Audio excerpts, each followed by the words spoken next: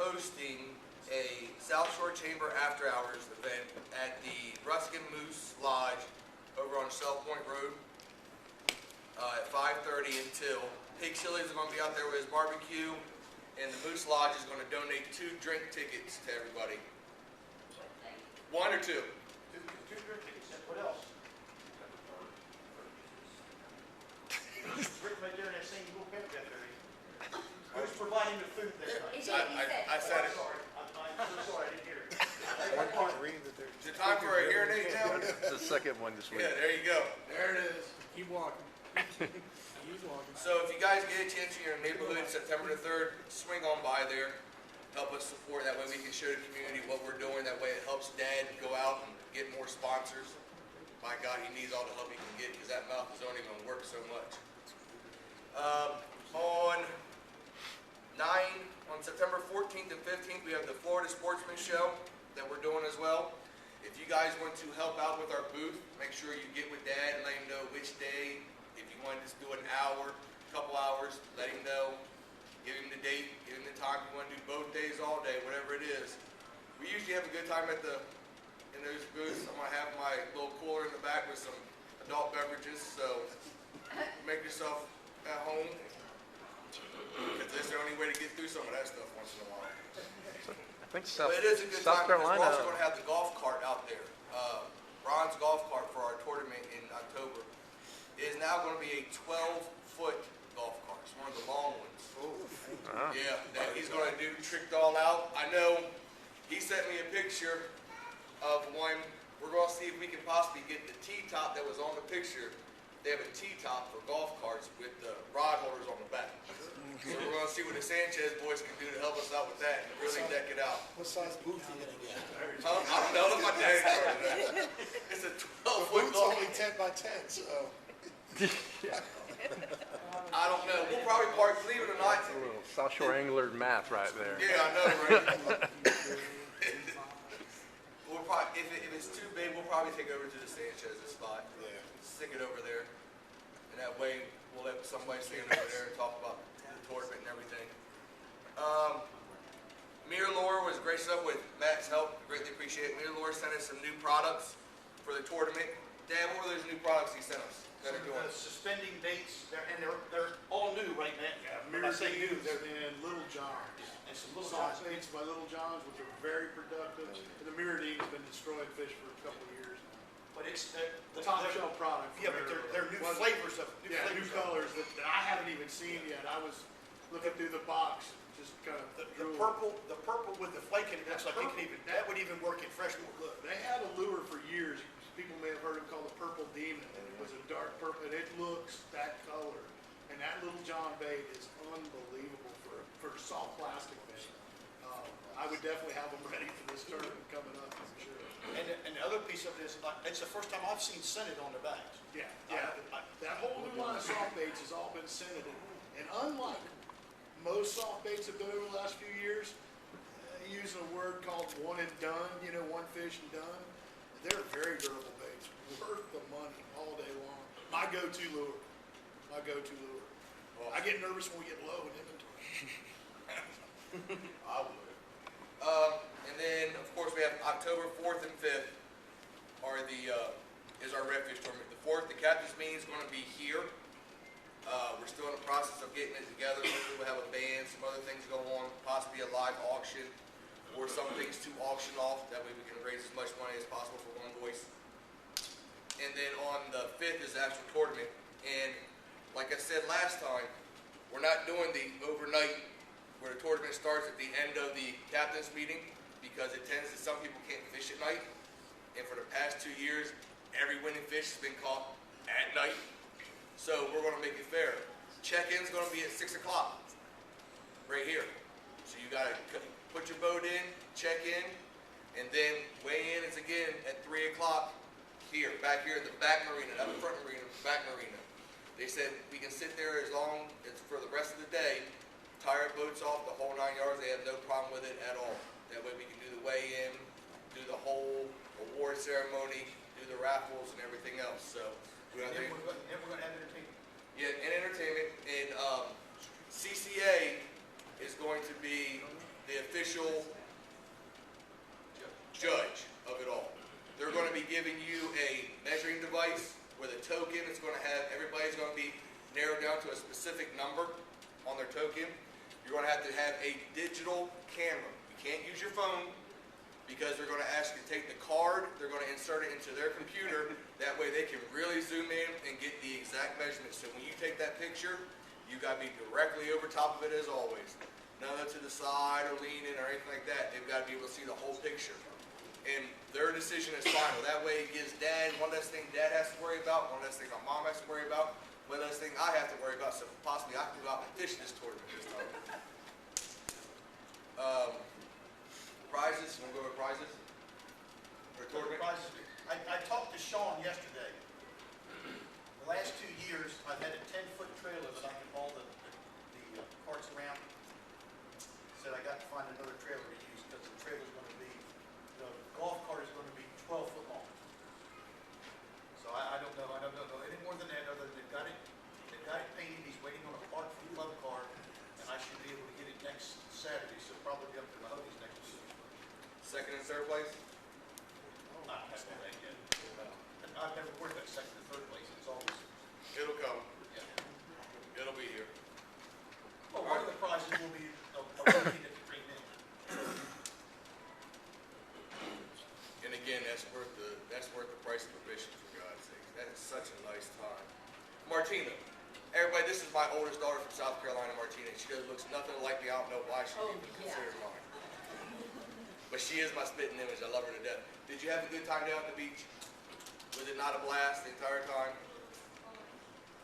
They met some boys.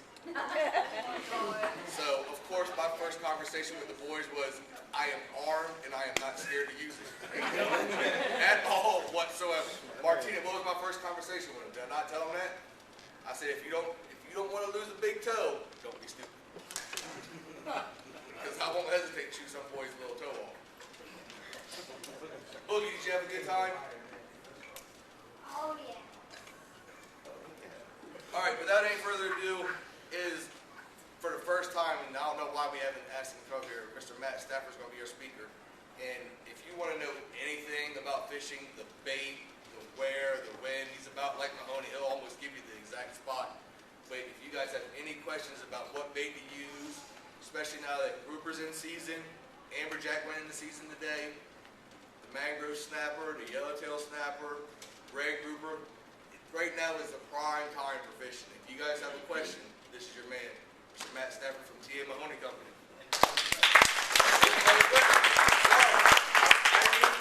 All right, well, I thought you were letting me off the hook. Well, see, it's about like in my family, because I'm kind of overshadowed by my larger brother, and then my other Marine brother, so it's kind of getting left out, so don't feel bad. I'm Yeah, right there that's with all you. right. The last to know. How you doing, everybody? Matt Stafford, TA Mahoney Company. Been with them 17 years as of 4th of July. This is my brother Brett, runs the shop for us. He's been with us 12 years. So to give you an idea, we've been around a little bit, almost 30 between the two of us. A little quick history on TA Mahoney Company. The original owner, Mr. Mahoney, I would say. You've met Mike Mahoney, been his grandfather. He actually had an old truck that he cleaned up, painted, and sold. And with that money, he bought hardware store items. These hardware store items which fed the downtown port area. I mean brooms, shovels, rakes, this type of thing. But one thing led to another where these guys would ask for a particular marine paint or a marine item, and those guys would go out and find it. Well, as evolution has turned, we're now more marine than we are anything. Of course, when I started 17 years ago, and we have some longtime customers here that could say this, we sold toilet rebuild kits, hard hats, visqueen, Channel locks. all kinds of tools Pliers. and everything, which stuff didn't move, and again, we kind of evolved more and more marine. That we didn't even have a shop or really do any repairs. They would do some trailer stuff, kind of busted knuckle repairs, no real torch and tools and stuff like that. But one of the first jobs that boat-wise that they did was a favor for my aunt. They redid my grandfather's 1960 Boston whaler. And they took all the teak wood out and redid everything and put it back together. They didn't even do that at the time. And I think Mike Mahoney was like, we could probably make some money doing this. Of course, the new location was a blessing. blessing in disguise from the old location downtown. Quite frankly, when I was a kid, that place scared me. Made noises. There was things running around that probably shouldn't have been running around. It was cherished, and I wish I had $1 for every time a customer who has said, I missed the old store and I went in there, I couldn't find anything, and Bob or Tom Mahoney would go back, move 4 boxes out of the way, dust something off, and have exactly what we needed. I still remember 5 or 6 years ago, Bob Mahoney was helping a customer, and a customer wanted this brass cleat we had, and it had some writing on it, and from the other side of the store I heard Bob say, you know, that's my father's writing on that cleat, I can tell. That'd be vintage 1948. Mr. Mahoney only was with us for a couple of years after the business got going. And then his wife, Ann Mahoney, and Bob Mahoney and Tom Mahoney basically ran the business and built it up to where it was today. Anybody got any questions on that? I want to add that we have since redone that Boston Whaler again. Again. At Mahoney's. Again. We have to pictures a modern, to show. to a modern Boston Whaler Absolutely. today. Absolutely. 60s model Whaler still floating today. Just one question, Matt. What's the biggest rat you ever killed in that store? The new store, The old store. There was some monsters. the old store, I wasn't an employee. I was a Oh, customer in those days. But I could, you know, from being a younger man, I could hear them running around, and I imagine they were record. I imagine they were record size. There was some monsters in there. Yeah, I can only imagine. They I can probably only like imagine. Nutria. Yeah, unreal size. Kids would come in and they'd run up the road, or down the road, they'd run over y'all's Yeah. place. Oh, yeah. You'd see them come across the street, they looked like daggum raccoons, man. Amazing. Well, that was when a lot of bananas were coming in too in those days, right? Banana Yeah. box there. Basically, I want to talk about trailer maintenance, guys. Who's, by chance, checked their air pressure recently, their tires? Okay, I'm pretty good. Do we know actually what's supposed to be in there? Whatever it said on the tire. Atta boy right there. Whatever it said on the tire. The secret to good tire maintenance, believe it or not, and longevity, is good air pressure. And it changes through the air temperature, so you gotta check that. How about bearings? You just fixed mine. Yes, sir, thank you very much for that. Of course, I didn't think I knew you were a club member at that time. You need to remind me of that because we offer discounts for the club. Obviously, and I'll go into that real quick, electronics are very thin margin, trolling motors, electronics, trailers, these kind of things are kind of thin margin. There's a lot of things we can help out on, so please, be proud. Tell us you're with the Southshore Anglers, all right? Yes, please. I do. Please do, please do. Every time. Put my name in the computer. Absolutely. All right, here's the deal. Trailer bearings, cheap, inexpensive, peace of mind. We sell brand new hubs, in some cases pre-packed, so you have an ease of putting them in, at $40 or less. 25 to 40 bucks is a brand new hub with bearings. Inexpensive, fairly easy to do, and we can walk you through it. But here's something I want you guys to do more often than not. You know, when we go time to go fishing, let's put that boat in water, go, let's get out there. But that's the key time to really look at that trailer because the boat's not on there. Plus it tells us some things. Leaf springs, when the boat's not on the trailer, how they tell you they're getting weak, they start to separate, they start to fan out. Easy to see versus climbing up underneath it to give it an inspection when the boat's not on it. So don't be the one in the boat waiting. Every now and again, you go up there and take a look. Give it a walk around. I think the last time we went and looked at mine, you know, the bolts were out of the boards. Bump boards, ready to come off. Probably would have backed it in, board would have floated, put it on, and scratched the boat. But we caught it. So give it a minute. Take a good look at it. Check your trailer lights. Anybody check their trailer lights? Every time I plug them in. Every time I plug them in. I mean, everybody should know, you know, one trip from the tow truck would have redone virtually the whole undercarriage. You know, especially a single axle. I'm talking springs, axle, hubs, just to get home and a ruined fishing day. That's true. You know, so Tire wear. Take a look at your tire, guys. Wear it in the center, a little too much air. Wear it on the outside corners, not enough air. Give you a good indication of what we got going on. We got total inside wear, real bad cupping inside. We could have a damaged axle. Could be bent. You know, a lot of us are guilty of putting all the stuff in the boat and running down the road. And I'll tell you, the roads in this town, you know why they're all being worked on? Because they need it. You know, you take that boat's weight and you pick it up and pound it down, you know, you're intensifying everything. You know, it's like jumping on a can. You know, you crush it. So take a look at those things. And guys, you can bring the trailer by, got a question, bounce, we'll look at it any time, Obviously, we're a service center with that kind of stuff, and feel free to do that.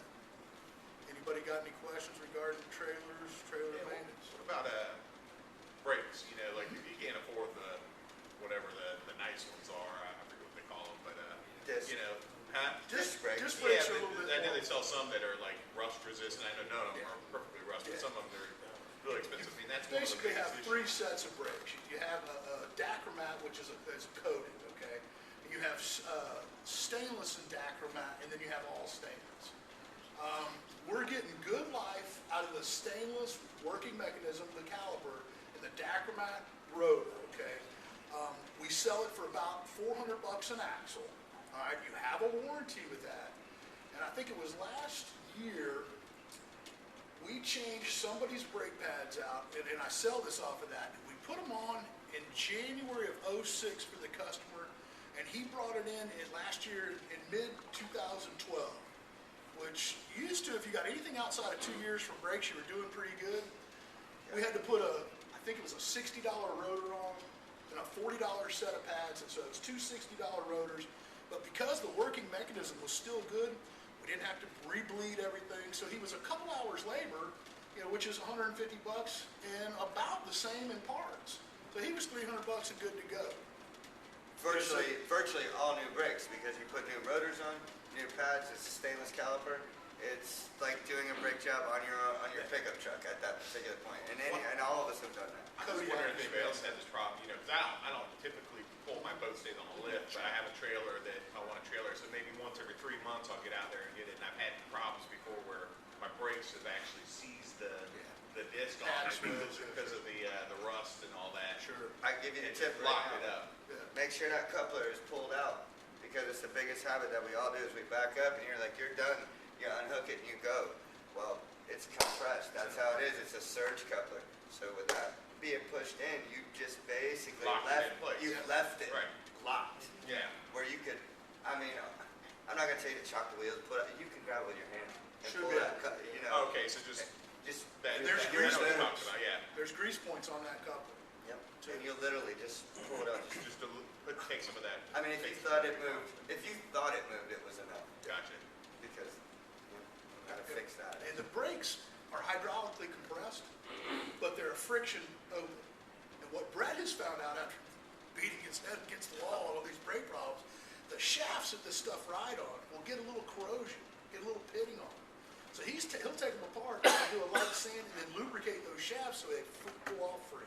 And that has a lot to do with it. When it comes off in binds, it doesn't come all the way out, so we wear the pads out, we might scar a rotor, Yep. it costly on it. So, and I usually keep him in the back, working a couple of guys in commute, but anytime you need to speak to him, we can get you to him.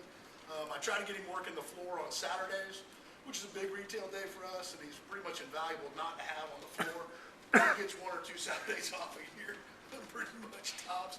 But he's definitely one of my main guys. It's not good. Yeah, so, if you guys got problems or questions over the week, he's definitely the go-to guy on that. Coming to you, Mr. Clark? Coming to you. Yes, sir. The torsion bar versus spring, what do you prefer? Torsion axles. No doubt. Torsion axles. We encourage anybody, and again, we make a lot more money billing in the shop than we do selling a trailer, like 10%. We encourage anybody that's trying to buy a new trailer, shell out a little bit more money, get you a torsion axle, get you stainless hardware. You'll get that money back 2 or 3 times versus backing it up in the shop and us going through and replacing some rusty hardware, and some springs. And then again in 2 to 5 years, and then again in 2 to 5 And years. nearly every trailer manufacturer will offer what we call a POP package, premium option package. That'll usually be LED lights, stainless steel hardware, be it on just the bump brackets and where it's mounted, the U-bolts on the frame. Because 300 to 500 more, depending on the trailer. yeah, and obviously, and all you guys after having this conversation, you go home and you look at your trailer and you're gonna be like, ooh, look at that U-bolt, ooh, I'm going to continue your question, Mr. Clark, and going like this. We can generally make any trailer a torsion axle trailer, okay? I don't recommend it unless all the hardware is gone. Springs are very reasonable. $25 to $35 on average cost of spring. bolts are $1, shackles are $1.50. Not expensive components. You got to be kind of handy. Some nice tools are kind of, nice torches, fire wrenches we call them. I don't help any buddies with saws anymore. Those days are long gone. Fire wrench only if I'm gonna help somebody. But if the bracketry that holds all the springs and stuff on, or what we call a slider assembly, when that's gone and the springs are gone, the axle's questionable, that's a good time to make the move. Average torsion bar axle runs $375 to $4 1/4. A 3,500 pound galvanized axles, 150 to 175, hubs are 70, springs are another 60. So you can see you're not too far off if all that stuff needs to be replaced. That get you, Mr. Clark? That's what I got torsion bar, that's what I went with. That's it? Yes, sir. Go ahead, my man. I too, 2 years ago, went to a torsion axle from Loadmaster after spending every weekend at your place fixing my old trailer. I recognize. And my question to you guys is the portion of the torsion axle, not the hub or anything like that, but where it's connected and where it swivels. Is there anything that you guys recommend doing to that to kind of prolong the life there? Or That is pressed in, so there's not much you can really do there. Single axle trailer? Yeah. Okay. And I went 2 years, I didn't have a single problem. I still took it back to Loadmaster, let them do a once over, put some new bearings on it, and it was cheap. It was like $150. Yeah. It's done in a day. Sure. And that was 2 years. Yeah, I would recommend you go through your hubs once a year, depending on use, twice a year if you're successfully using it. Yeah. And remember, Loadmaster's a great company. They're our preferred trailer brand, but with your discount, we might be able to save you a little bit of money. I remember. Okay. Fresh water. Yeah. Fresh Here- water. here- Anything you can do, Yeah. fresh water. Brett just hit on a very key point. Again, we put the boat in the water, we put the trailer, go, let's go, let's go, let's go, let's go. You can use a facility with fresh water. You dip that trailer in the water, you just go there quickly, hose it off, get that salt water off. It's much better for the longevity of the trailer. Biggest damage done to the trailer, the salt's crystallized to that metal for that 6, 8, 10 hours. We're out there. Now it doesn't just wash off. It has to be washed or pressure washed off. So if you can use a facility that has fresh water, you're going to stretch your longevity out. Tires. Besides the Goodyear Marathon, what do you guys recommend for good tires? We sell an in-house brand. It's a private label. It's an H188, and we have good luck. In my 17 years, you'll stay with a tire until you start having some problems and you'll move in. Goodyear quality tire, we haven't had the best luck over the last 5 years with them. Was that right? I've got another tire, has the same footprint, the same look. If you didn't know, you wouldn't know. Goodyear's, we had a problem with them coming apart. And I'll tell you, a belted tire, steel belted tire will do some damage when Yeah. it comes apart. We prefer bias ply tires. They don't seem to do as much damage. Although people that pull long distances and quick like radial tires. The only downside to bias, in my opinion, in the winter months, it's been sitting a little bit. The cold temperatures, they flat spot. So they're kind of rough till they get heated up and level off. Anybody who's driven a big truck or heavy equipment that's sat for a while has kind of experienced that bone-shattering shake. But, yeah, Goodyear probably now is the best tire you can buy. That company's gonna get things straightened out and go for sure. But like a Loadmaster trailer, they're factory radial tires. They're trying to build the best trailer they can. I don't know what brand they use. I'm embarrassed to say, but I know it's out of the box radial tires, no options. When it comes to the lights on your trailer, because they're always the first thing to go on the trailer, always. Is there a specific light that's better than the other? And does it truly help if you unplug your lights from the truck when you go to back it down into the water? Like some people sit there and say you should unplug your lights and the whole I don't nine. think you should have to. Either do Okay, but a lot of people like to do that. I think the biggest fallacy with trailer lights is all the distilled metals everything's built to, and then counting on the trailer to be the ground. We've come up with some very creative things. Brett's got my trailer rigged up, and we run independent grounds on all the lights. All the way up. And it's amazing how bright a marker light will actually burn if it has a legitimate ground.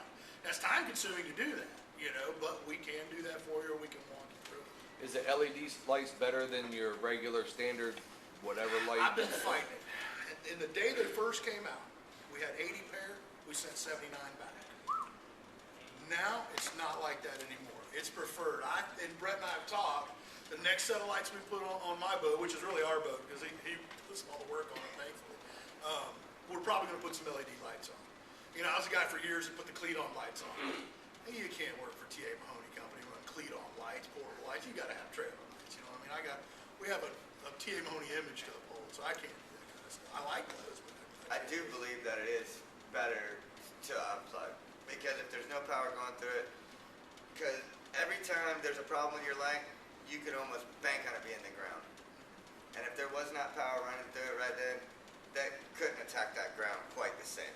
So I really do think that that would be a nice, simple way for everybody to get, I mean, is it 5 more trips? Maybe?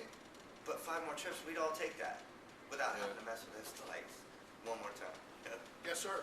Hey, Matt, back when you said that you ground out every light on your trailer, it is always ground, it's always a problem.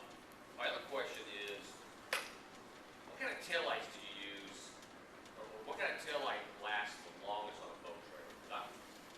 Like every 2 years, I have to replace mine. There's some Burn out, sealed- short it out. There's some sealed lights, and then there's some lights, and I can never remember the technique called. It's called a bell, I want to say bell fouche or bell fouche, but it's basically what it is. And I'm sorry I don't have the right terminology. It's like holding a cup upside down and putting it in the water. The air traps it. An air gap. Yeah, it's an air gap. And these lights are reasonable at $12 to $15 a light, and the inserts are replaceable for about $6. It comes with a bulb.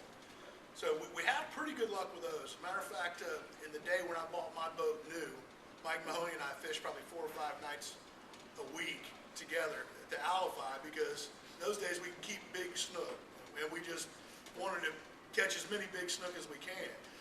Those lights lasted almost 2 years without replacing them and dipping it that much. And I can tell you guys, coming in at 12, 1 o'clock in the morning, that trailer didn't get rinsed off like it should have, to be honest with you. Do you recommend a mounting on the trailer or doing the lights on the guides, the guide on the side? I think the guide poles help keeping it, but I think it's a little overrated.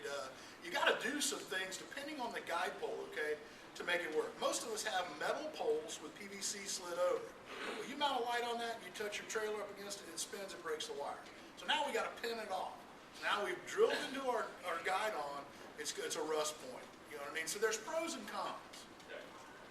Last question. What's the best way to do as near a waterproof wire-to-wire connection under the water that you know of? Heat shrink butt connectors, best thing since sliced bread. And we have ones that we call step downs. You know, occasionally you got to jump in for your marker light. Right. So it's got a bigger hole on one side than the other. So we put 2 wires in and 1 wire coming out. Crimped and heat shrink down. Could heat shrink on top. You could slide heat shrink on top. You know, before you make that connection, you could put some heat shrink connector, let it cool for a second, slide it over and be over redundant, and it never hurts. Because every crimper, every connection that you make on your boat, and you're like, hey, I'm using my heat shrink butt connectors. Well, you have to know that your crimpers there's a spot that has a dimple in it, and then there's a spot that it's smooth. Well, if you go right to that dimple and you use that spot on your crimper, you just permeated the barrier that's going to make it non-heat shrink. Can't get too aggressive with a heat shrink connector because you'll cut the coating and let the moisture in from that point. So I mean, we've all done it. I've done it myself. I might have done it to one of y'all's boats. I mean, you're trying to crimp it. I didn't. You got me. No, you have to put it in the right spot, and you have to crimp it there, and you have to check your fitting, make sure you have good contact, because right there is like it's the biggest mistake with a heat shrink butt connector. Is you're like, oh yeah, look at there, and you're like, I'm gonna make sure this joker is gonna have good contact, and it does. But you broke the plastic, which now you're like, why is this getting green? Why is my connectors green? I just did this bait pump or this light just 2 months ago. And if you hit it and break that plastic, you just started I tell everybody, Brett's probably done 1 million crimps in the 12 years he's worked with us. It's the only thing we do in the shop is heat shrink connectors. We're not going to do anything less. Because I tell people to put your crimper on there, touch it, grab the wire, make sure it's just not loose in there, and you're good. You're good, because the heat shrink, the silicone that comes around the end, it's going to hold it from there. Any more questions on trailers, guys? And we can revisit that. Everybody got a fuel water separator in their boat. What? A fuel water separator. So it's a filter system. Yeah. Okay. Yeah, someone always gets clogged up with the rubber. If you don't, well, that's a hose. That's a ethanol hose issue Right. there. Fuel water separators, guys, should be standard equipment, okay? $27, $26.99 gets you a system ready to go. Replacement filter's about $7, if I'm not mistaken. $6.99, it could be $7.99. Must have. Everybody uses their boat a lot, some more, some less. We recommend putting a Sharpie on there with the date. Just so you know, 3 or 4 months, get that thing off of there. Ethanol is a major problem. Use a stabilizer. Stuff's not expensive. Find it anywhere. Especially now where they increased ethanol, they're allowed to put. They're still cruising. They're It's still getting cruising. higher and higher. It was 10%, but they're trying to get it to 20. E15. 15. And I'll assure you this, as long as the first presidential primary is in Iowa, they're gonna try to put more ethanol into the mix. Absolutely. I mean, you can understand why everybody's doing it. But that separator, and like Matt just said, you write the date on it, and you're like, you can buy the most fancy separators, and they're great. You know, they have a bowl, and you can see it in there and drain it off and all that.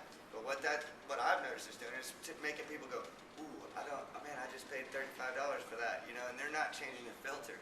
Now, I keep having this water problem. You get the lesser expensive filter, write your date on it, you look at it, when we're doing our stuff, you say, man, it's been 6 months since I've done my filter. $5, we're talking, that's half the price of a mirror lure, guys. You know what I'm saying? Good one. You know, so get it on Have there. I've heard both. As far as your tank, is it better for the ethanol issue? Is it better to run it down low and refill it less often, or is it better I want to when keep it it gets at a down? topped off format. Well, I know that, Yeah. but Captain Bob Mahoney explained to me that a 70-gallon fuel tank, half full of fuel, depending on the time of year, especially now, Yeah. can generate up to a quart of water a week. But I don't know if I answered your question. no, you didn't. Please. I guess what I'm saying is, if you're full, is it better to run it down to a quarter of a tank and then refill it? Or is it better to get to a half and refill it? Or is there I don't think it matters as long as you're using a stabilizer or through it. ethanol-free fuel. I don't think it really matters. It's probably easier on the pocketbook to fill it up on a Oh, regular yes. basis versus not as painful. So you think the stabilizers do work? Oh, Yes. Yes. We sell a wide range of them, and all of them work. I've used them personally. I do think the Century product is the best. This is the stabilizer you're talking about? Century, Century. it's like $9 for 20 gallons, $29 for 80. I think it's well worth it. Anybody has a diesel, especially a Ford, stuff works great. There's a diesel product for it. I got my Seaclaw anchor guy, every time he's there, buys a big container for his truck. He raves about how much better it is. Now, is the water problem more so with the ethanol versus non-ethanol? Is that Ethanol reverts back to its natural state, which is water. so if you put non-ethanol in, you don't have it? Not as bad, no. There's a lot of pros that use marina gas just to avoid the downtime from mechanics. You still will get water though. If you leave in your tank half empty or whatever, it's condensate. Right. Will build just as well. And that was, when I started, ethanol wasn't in there. I mean, of course, right now, that could be the topic at our front counter all day long. Water in my fuel, water, ethanol, my fuel line. It is making some mechanics happy. I'll put it to you that way. So, but what I had always heard was to keep the tank full. If you can keep it full, Less condensate. less condensation. And it's just a reverse thinking. We all go, we gotta get some gas to go to the water. Well, if our boat was already full, we would just go right to the water and we just gas up on the way home. But, it's hard. It's hard to change our habits, but that's. Sure. So older boats probably don't have a fuel separator in them. No boat comes out of the factory with one, and I'm disappointed by that. Is that something we can do when you break the shop? Yes, sir. No, you can do it very easily. They come with a multi-head port, a multi-port head, which has 2 ins and 2 outs. And that's so you can come in and out, in and out. The kits come with hose barbs, thread locker, and knockoff points to give because you got to close 2 of them up. And you just are coming, it's fuel tank, filter, primer ball, engine. You're nearly just making a cut in your line and installing this Does it piece. sit in the line or do you have to attach it to the wall of the boat or something? Bulkhead, transom, yes. Because it looks just like your oil filter in your truck. So it would mount like anywhere that you could through bolt or good spot to screw it to, because you will have to be putting a They'll grip it. Obviously, you want it in a spot that you can easily change the filter. Easily. Does anybody know where to buy the, I do, to buy the non-ethanol? I know that there's a store down the street from us on the Causeway, there's a Sunoco, Yeah. that sells ethanol-free fuel. Correct. And there's one at the corner of 78th Street and Riverview Drive. Okay, good. Yeah, you're gonna pay $4.59, Right. but I just did my friend's boat twice for the ethanol issues. Gray core filter, the whole 9 yards, throwing away 100 gallons of gas because he's got a problem. So it might be worth your time to look at it. Absolutely. Has anybody heard of that new mobile boat gas? This guy who drives around. Yeah. He's reasonable. He Yeah. is very reasonable. He's That's real. where I've been getting my gas. He'll come right to your house. Come to the house and And pump it up. he's got a 500-foot hose on it. Yeah. Takes it right down to your Mike dock, Mahoney's fills used it right them up, on ethanol Anna free. Maria. $4.50 a gallon. Mobile gas. That's great. It Mobile comes to boat. you. Yep. What's the name again? What's the name? Mobile boat gas. Mobile Boat Yeah, Gas. I might have Dad, a break problem. that name down. We need him as a sponsor. Here's something, guys. Anybody with a boat that's 7 to 10 years old, the fuel lines haven't been replaced, the ethanol is eating it up. Little pieces of black stuff are coming through and clogging things. Get that fuel line replaced in the boat. It's not Are they that gonna come up expensive. with a better fuel line for us? Yes, I mean, all the fuel lines that are being sold right now, you're safe. okay. You're safe. Also, here's something for you guys. Anybody check the age or know the age of their bilge pump? Yeah. Yeah. Yeah. The hard way. You know, this is something else we like to do, especially for our repeat customers. Yeah, we've got it on the computer, but we want that customer to be able to look down in his bilge and see a date. Brett's putting a Sharpie on them and dating the time we put it in. I have some customers that just don't care. Every other year they want new pumps and they don't care that it's working. You know, but check that stuff. If it's getting old, don't let it ruin a day fishing. Same way with a bait pump. You know, try to carry a spare. A lot of them are portable, removable cartridges anymore. And when all possible, we keep all the pumps in the boat similar GPHs. One cartridge will do it. Anybody got any questions on the boat? I'm Yes, sir. having a speaker in my center console right in front of the compass, and now everywhere I go, it says I'm heading north. The magnet's pulling it out. You nincompoop. Didn't even think about it. Yeah, the magnet's pulling it out. Sorry. Yeah, I figured that out, but Yeah, I you need to figured try. I figured the compass was a little bit antiquated anyway, so I don't care how it's We saw him out there going around in circles. You can sit there and talk about USC all you want to. That's USF education at its finest right there. A fog come rolling in, nighttime, man. I mean, compass is a pretty serious thing. Every boat should have it. Every boat should have it. I got one for you here, guys. Super great fishing lines, great stuff. I use it. Not everybody does the ethical thing and keeps it, you know, when they have a knot, pull it off, put it in their pocket, put it in a trash bin, they throw it on a boat, whatever it gets out. You run through that, not even knowing it. It gets around your prop, wraps around your prop shaft, cuts the seal. And I can tell you from experience, the lower unit's only gonna run so long on water. It's gonna seize up as hard as it can, okay? And usually that happens again when you get your opportunity to go fishing. Pull your prop pretty regularly. Look up on that shaft. Make sure you don't see any line wrapped up in there. If you do, get it out of there. Drop your oil. Make sure we don't have any water in there. It's gonna look really milky. Gear oil's not that expensive. A couple, 2-3 times a year, replace it, just see what's going on. Clean that prop shaft, put a little grease on there, that way that prop doesn't get seized on there. Check the hub. If your prop has been on for a long period of time, get it off there, get that thing clean, and get some grease on there. We use wheel bearing grease, marine corrosion control wheel bearing grease, just so it doesn't seize on there. You're dealing with some different metals, stainless, brass, you know what I mean? So you can get some dissimilar metal reactions, so get some grease on there. That's really good. So that'll keep you out of the water for a while. How hard, I've never taken a prop off. Is it Not too complicated. What motor you got? E10 150? E-Tech's got a couple of thrust washers on the back, depending on the motor you got. Just take the pieces off, slowly. You should have a castle nut with a cotter pin. Pull the cotter pin, pull the castle nut off. Right. You should be able to slide the prop off. And there could be 2 thrust washers. Sometimes get stuck to the back of the prop. So just make sure as you're pulling the stuff off, it goes back on. I'm sure you could jump on with Evinrude and get a breakdown on their website on what all's supposed to go back together. I know Tom Mahoney used a local guy to do some service work on his. One of the thrust washers didn't go back on, cost a $3,500 gear case. So, yeah. And while you're doing it, check the prop hub. Yes. Absolutely. Yeah, trust me, I found it. One thing to trailers, I missed something. Lug nuts, guys. Pull the lug nuts off and put them back on every now and again. You need to retorque them every now and again. 500? 90 pounds. 90 pounds. 90 pounds is the torque spec on them. By pulling on, lug nuts are 59 cents. They're not expensive.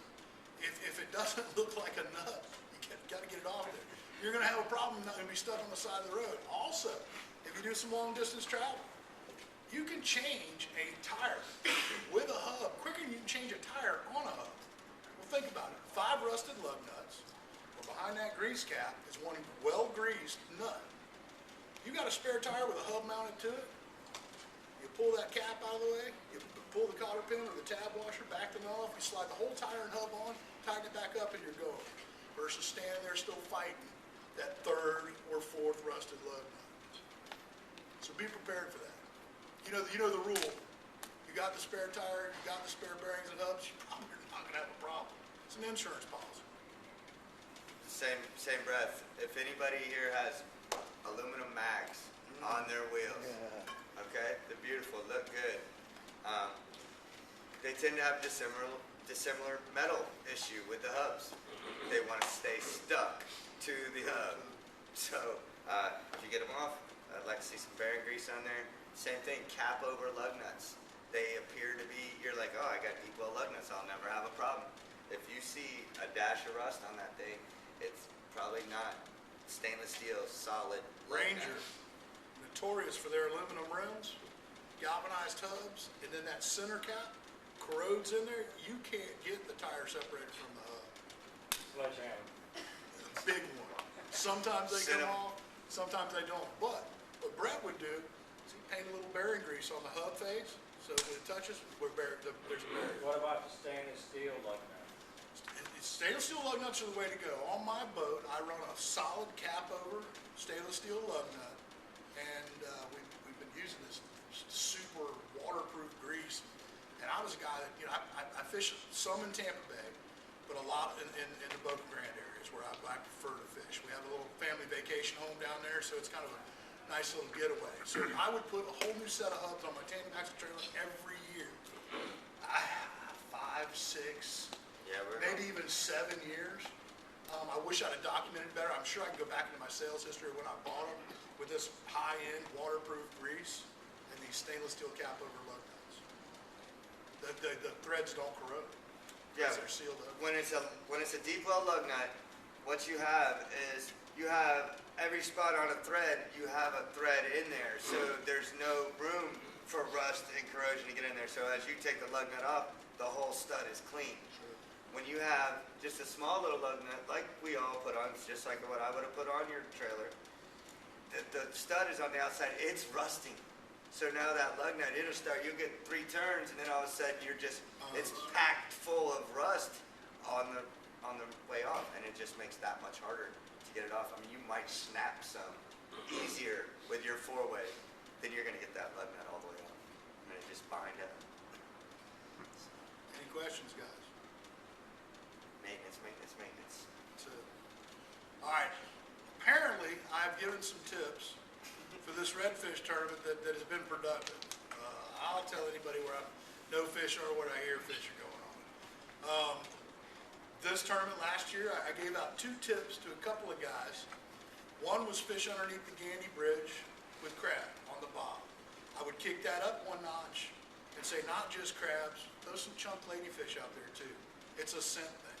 Get it on the bottom and wait it out. Favorite beverage, hang on. In the shade.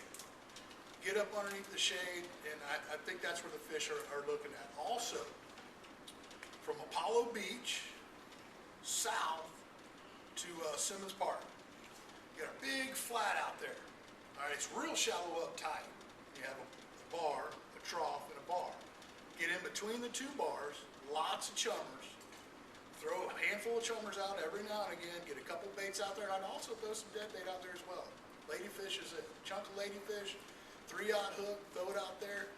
I hate to say it, guys, and everybody here is a good fishing person. The rod holder is the best fisherman on the boat. Guaranteed. Put it in the rod holder and wait for the rod to bend over. I know 2 years ago that's how it was done. Yeah, absolutely. I've caught some of my biggest fish out of the rod hole. I've witnessed that. I can concur. Yeah. Most of mine, all over the rock.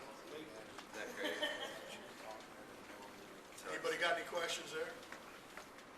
On that cut bait, are you putting any kind of weight on that, or just? the Generally weight? not. Generally not. Now, I've done it with a jig head or a live bait hook. Your preference. Wind's up and the cast is hard, you're gonna use a chunk of bait. You know what I mean? If it's potholes, I may use a jig head. If it's grass, I'm probably gonna just throw it on a hook, because I don't want it to sink down into it. Although the smell, they're gonna come and get it. But I think you could probably foul hook if it's deep down in the grass. You know what I mean by a jig head? Yeah. Until I figured it out, I may use one of both. Until I got bit pretty good. That's why you take half a dozen rods with you. That's it. I'm not afraid to change one out. I don't know, I get my buddies are bad about that, so I carry 2 rods. I fish with 2 rods. Where's your favorite ladyfish hole? You know, man, drift the flats, get you a little jig head and go, you know? Just work them. You know, you should find some. I mean, pinfish work, chunks of pinfish.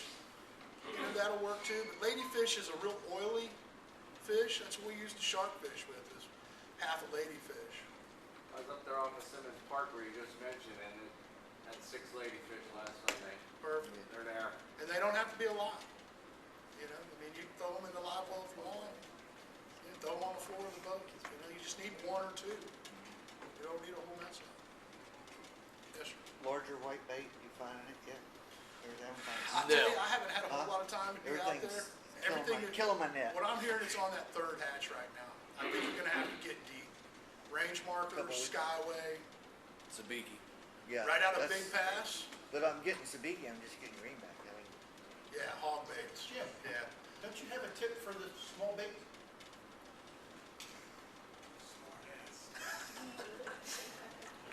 Right outside of Big Pass, guys, just north of Cockroach. Y'all know where I'm talking about? Yeah. There's a group of range markers.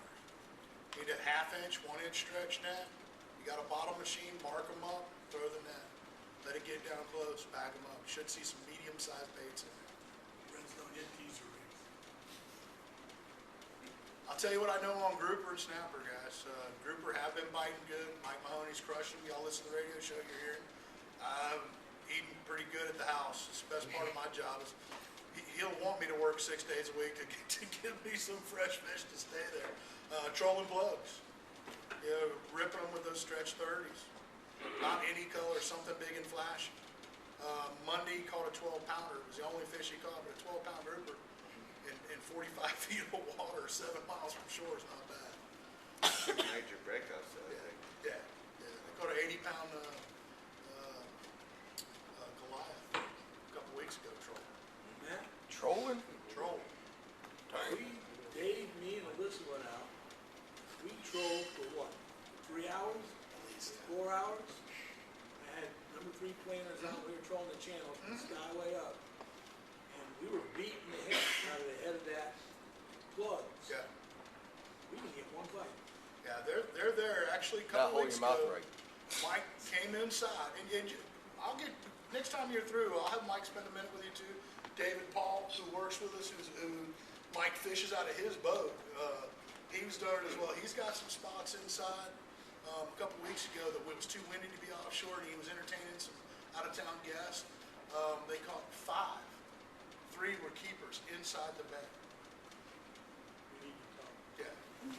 And you know Mike guy, he'll tell you. He'll grab the product off the shelf and go, this is what I use. And you can go to the back and see his equipment. It's tied on.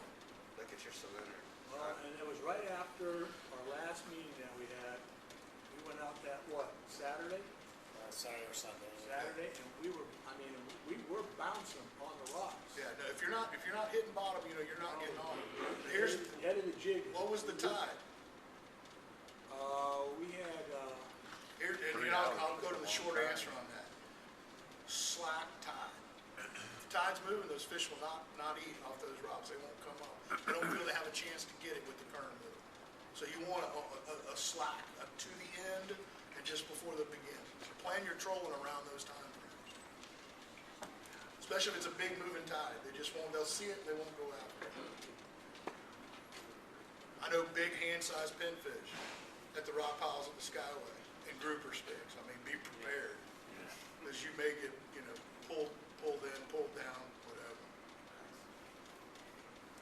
Any questions, guys? I use the number 2 planer with a big bucktail jig head and the 3-inch or the 6-inch gulp. What's worked, but it hasn't worked as well as others. If you could pick a color, what color would it be of the gulp 6-inch with the curly tail? It really depends on the water color. Pink glitters, green glitters, white. The Gulf only comes in 2 colors. Yeah. It comes in pink and glow. Pink. But you're talking about gold. I don't use gulps for that, but pink or glow should work. I put one of each out. Something gets bit, they drop both sides. Number 2 is a little small. Most people pull a number 3. Unless you're using super braid line and that number 2 make it down to the 3. That's all I use is that. They're All I getting use that when I 10 troll. extra feet out of that braid. Yeah, when I troll, that's all I use is my braid. I don't even use mono when I troll. So, but no, I did 2 weekends ago. I went out and we did pretty good on them. Good. With number 2, and I wasn't even in the middle. I was right along the side. I was in about 35 feet of Yeah, water. that's where you want to be. Yep. Right up along the sides of these little ponds. Yep. And I believe in the gulp bait. I think it's a reactionary bite. I don't think it has to be a gulp.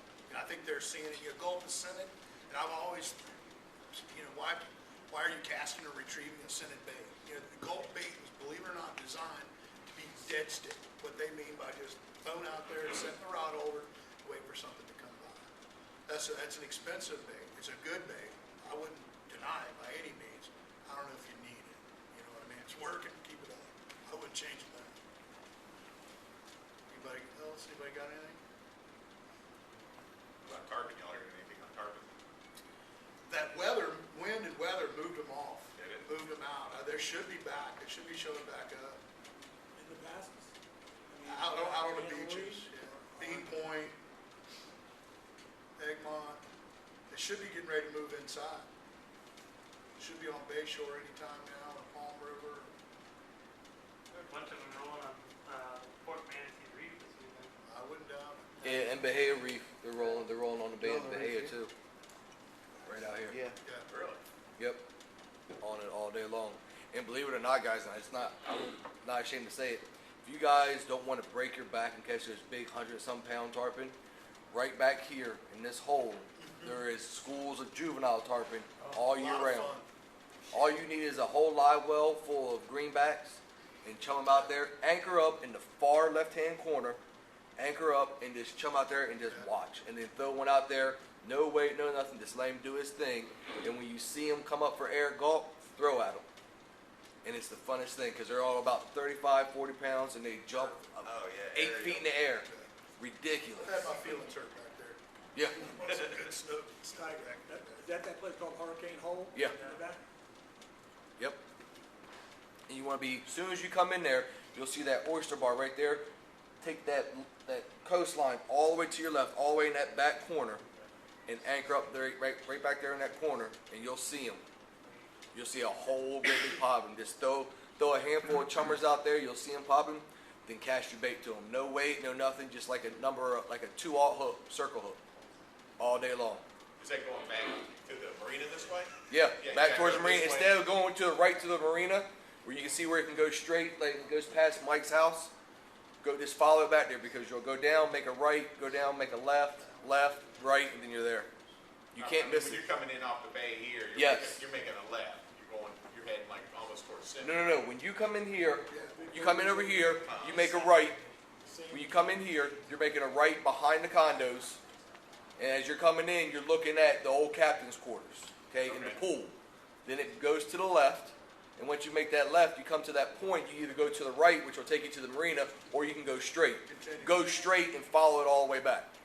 It's mindless, trust me. There's only one way in, only one way out. And go all the way back there, and you will have a blast. Go to the marina for fuel, whatever, just go straight. Good. Everybody passes it by. It's really a good little It's fish. not a bad place if it's a windy day. Yeah, that's for sure. This whole little area in here. some resident tarpon over at Simmons Park off of Hunter's Pass. They just live there all year round. About 5 in the morning, 5:30 in the morning, I went out one day early to work, and one of the rangers that's been there for years said, "Come check this out." Yeah, that's awesome. That's it. They're there, but they, early in the morning. They'll feed Fun them, as you it see them gets. rolling. All right, guys, anybody got anything else? Snapper. Snapper bite I know is going off like Snapper crazy. bite's been going off. We haven't really been getting, got out to get them. Dave, that works with us, was out yesterday, and then him and Mike were trolling a little bit, and the bite was a little slow, so they had Dave's scuba equipment. He went down in this area, and there was thousands of mangoes that big and some hogfish. So that's where that little white bait comes in handy, guys. Snapper love those. Yep. Perfect. Get some moving current, get some structure, and cast it up, let it get down there, and hold on. They were catching, 16, 17, 18-inch mangoes in the bank. Good eating fish. Ate some last night, actually. Tasty. I gotta. Those were Louisiana fish, though. I got the Mike and them went up in late May. So. All right, guys. I think we're done. Anybody else got any questions? Y'all know how to get a hold of us, guys. Anything Yeah. we can do, anything we answer. Thank you. Appreciate it, Bob. All right.